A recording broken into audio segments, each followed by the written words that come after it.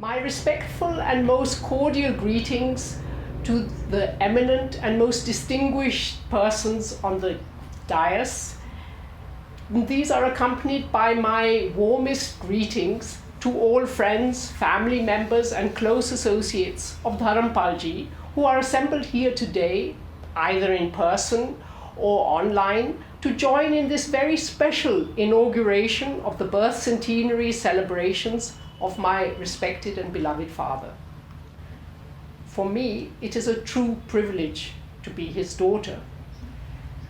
And on this auspicious day, it is indeed fortuitous that 5 of his seminal books are being presented to the interested public in a most elegant reprint. This has been possible due to the dedication and commitment of 2 of his closest associates, Dr. M.D. Srinivas and Dr. J.K. Bajaj, as well as thanks to the generous support of the Rashtrotthana Sahitya and the unstinting efforts of many other dedicated persons. I've been asked to say a few words as personal reminiscences about my father from a daughter's perspective, a task that is not too easy in such an august public forum. But since I have at previous occasions engaged with his scholarly contribution, and my comments in this regard have also been published as an introduction to his essential writings, a volume brought out by the Publications Division in 2015, it does seem opportune for me to comply with this request today in celebration of his birth centenary.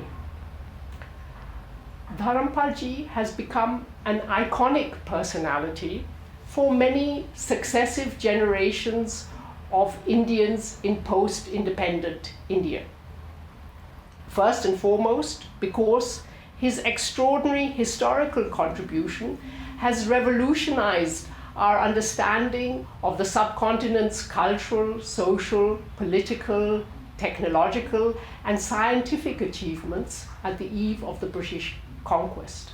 To understand how this became possible, let me attempt very briefly, in a cursory manner, to trace his life story and to draw your attention to some defining personality traits that enabled him to have such an impact.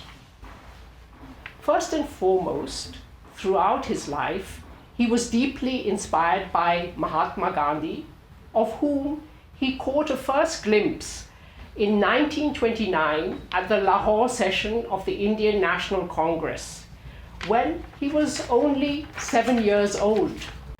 He considered himself, as he's affirmed time and again, to be a child of the Gandhian era. Then, more than a decade later, though being a brilliant student, and as a brilliant student he was about to be admitted to the prestigious engineering college at Roorkee, he had the courage and indeed the audacity, against the wishes of his family, to abandon his BSc studies in physics to join Gandhi's Quit India movement as an underground member of the All India Congress Committee run by Sucheta Kriplani. Then, after being released from prison, rather than continuing his association with the flamboyant side of the Swaraj movement, he decided to engage in rural reconstruction together with Miraben, Gandhiji's British-born disciple, in a small village near Rishikesh, away from the exciting drama that was unfolding in the metropolitan centers. This was because, though only in his early 20s, he already understood the crucial importance of regenerating community structures for building a new India.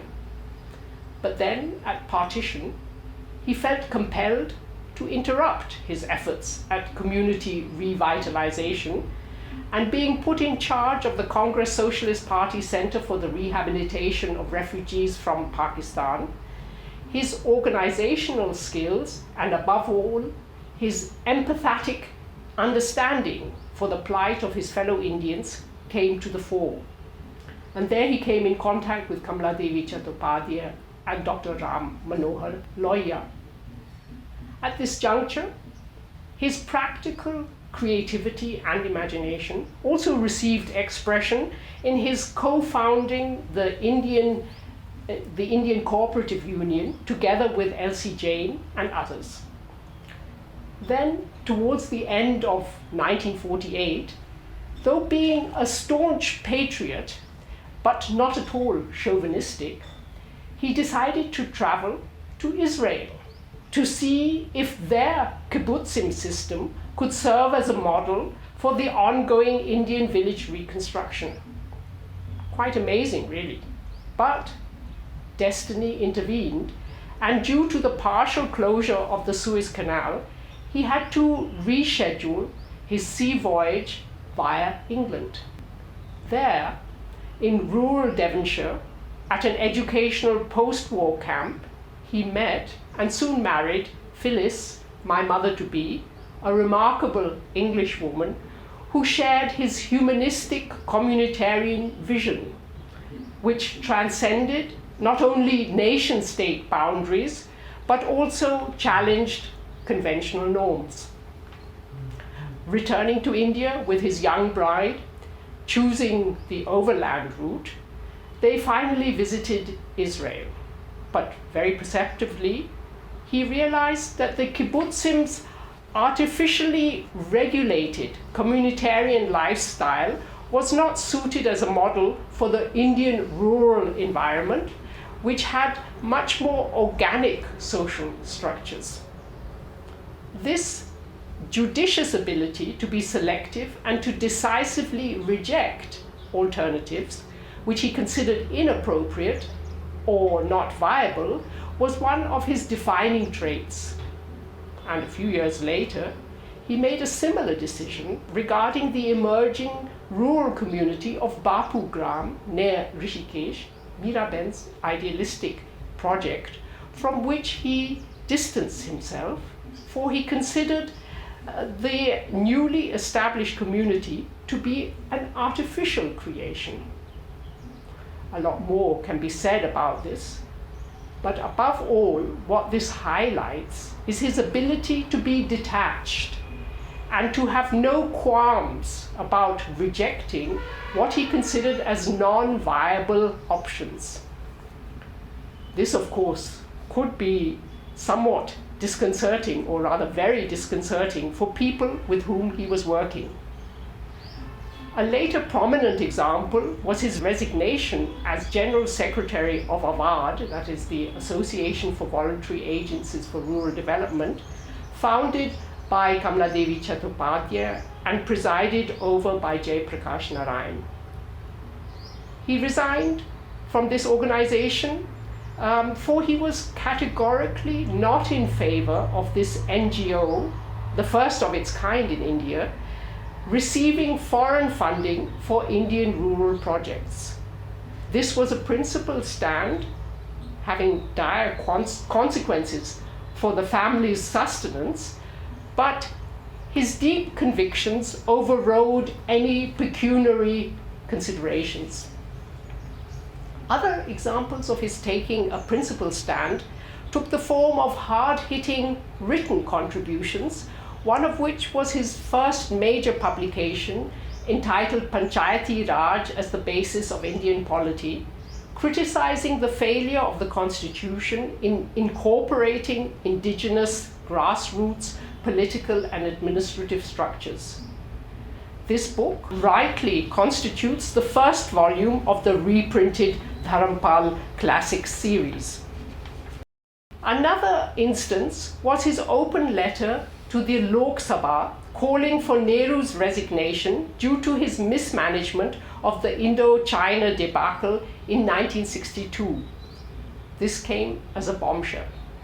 His subsequent arrest, along with the two other signatories, co-signatories, N.N. Datta and Roop Narayan, and their imprisonment in Tihar jail caused great consternation in the family, especially for my mother, but in the public sphere, it initiated a much-needed debate about the need for patriotism, the need and the definition of patriotism, the deconstruction of the personality cult, and the importance of freedom of speech in a democracy.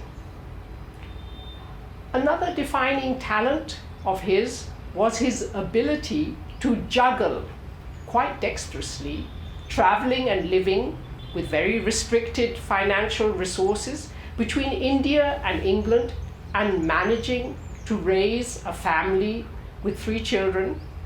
But of course, this was only possible due to the supportive compliance of my extraordinary mother. But then in the 1960s, he experienced his Agni Pariksha, so to speak, namely by his transforming a family tragedy in London, my brother's almost fatal road accident, through which he incurred severe brain damage, into an opportunity for remapping recent Indian history, the details of which are well known. But let me briefly explain the contextual side. Compelled to relocate to London to provide his much needed support, as my brother began recovering, my father got involved in meticulous and assiduous archival research, single-handedly, having no formal historical training and without any official funding. And he started researching into early British colonial records. And for him, they represented the only valuable legacy of the British Raj. For being convinced of the fundamental viability of Indian society, he was intent on refuting the deeply ingrained conventional view of India being a degenerate and dysfunctional society at the eve of the British conquest. And in this, he succeeded magnificently, as testified by the reprinted volumes.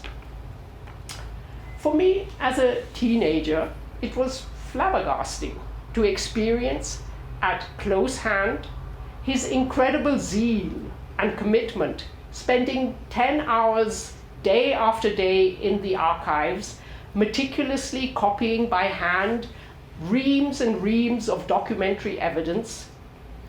Then, on returning home late at night, typing this evidence into his Olivetti typewriter so that he could send off carbon copies of his precious findings to friends in India.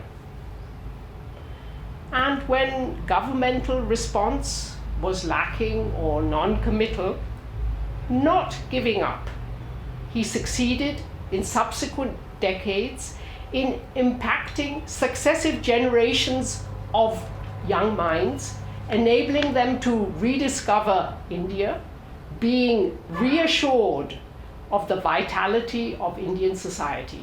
Today, inspired by his example, we, his heirs, are called upon to continue his work with renewed vigor in manifold ways, as appropriate for our respective expertise. Our efforts at redeeming India would be a befitting tribute to Shri Dharampalji in celebration of his birth anniversary. Thank you very much.